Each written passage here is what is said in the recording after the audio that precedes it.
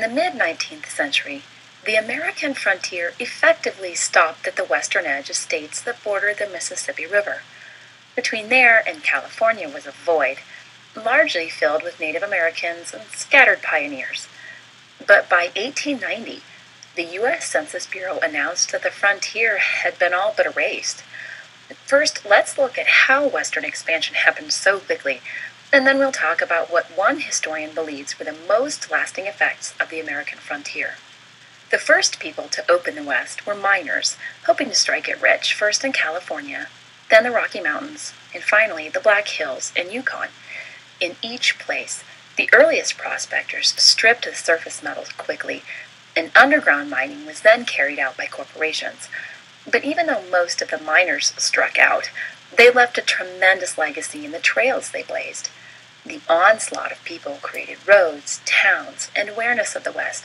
So even though few prospectors actually struck it rich, they laid the foundations for permanent communities throughout the continent.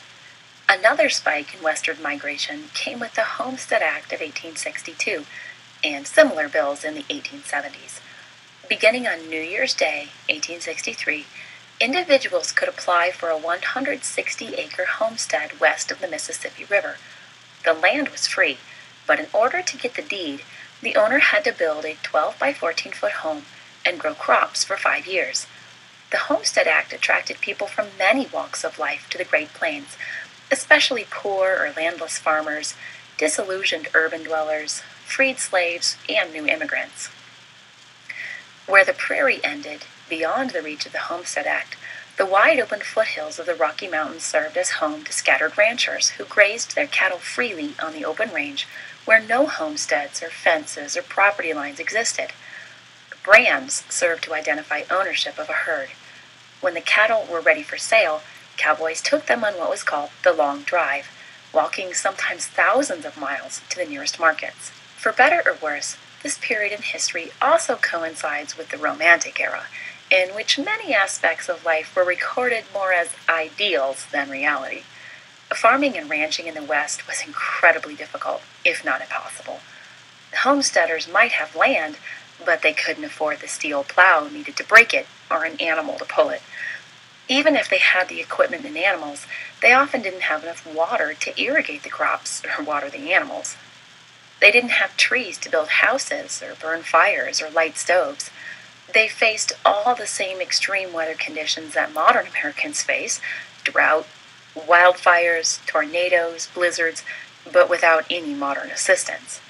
Many homesteaders lived in terror of murderous raids by Native Americans, and ranchers feared cattle rustlers.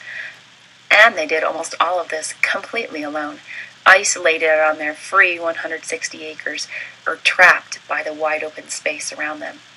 Every 3 out of 5 homesteaders abandoned his land.